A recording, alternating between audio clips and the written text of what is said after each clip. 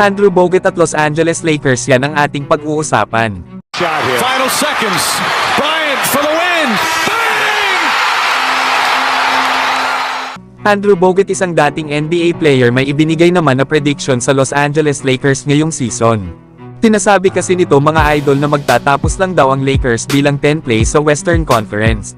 Napaniguradong maraming Lakers fans ang hindi matutuwa sa mga sinabi ni Andrew Bogut. Lalo at marami sa ngayon ang nadagdag na mga maaasahang players ng Los Angeles Lakers. Naandyan nga ang katulad nila Gabe Vincent, Christian Wood at marami pa. Kaya naman inaasahan na mas malalagpasan pa nila ang kanilang naging record last season, na kung saan ay nagtapos ang Lakers bilang 7th place na may record na 43 wins at 39 losses. At nagawa pa nga nilang makarating ng Western Conference Finals bago sila matalo sa series nila laban sa Denver Nuggets. Na wala naman tayong magagawa mga idol kung yun ang prediction ni Andrew Bogut para sa Lakers. Pero inaasahan naman na isa ang Los Angeles Lakers sa top 4 teams sa Western Conference. Lalo at puno na sila LeBron at Davis ng supporting cast at napapalibutan na sila ng mga sharpshooter. Katulad na lang nila Gabe Vincent, Taurean Prince, Christian Wood, D'Angelo Russell at Austin Reeves, na mas tumaas na nga ang kanilang rate pagdating sa kanilang 3-point shot. Tamahan mo pa ng pamumuno sa dalawang future Hall of Famers na sila LeBron at Davis, ay panigurado na malaki ang chance ng Los Angeles Lakers na manalo ng championship ngayong season.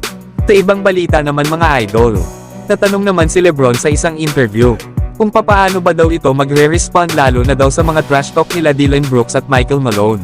Sinabi na nga lang ni LeBron habang ito ay nakangiti na darating nga daw ang oras dyan at ang lahat daw ay makukuha ito. Yan nga mga idol ang mga sinabi ni LeBron. Na bagamat wala ito masyadong maraming sinabi, ay makikita mo talaga kay LeBron na gusto niyang durugin ang mga kupunan nila Dillon Brooks at Michael Malone.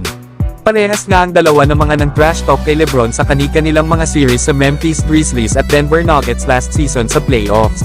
Na sa opening night nga ay may pagkakataon si LeBron na talunin ang Denver Nuggets.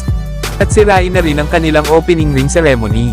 Kaya asahan na natin mga idol na revenge mode si LeBron at ang buong Los Angeles Lakers laban sa Denver Nuggets sa opening night. So hanggang dito na lang tayo mga idol. At huwag nyo naman kalimutan mag-subscribe bilang pagsuporta.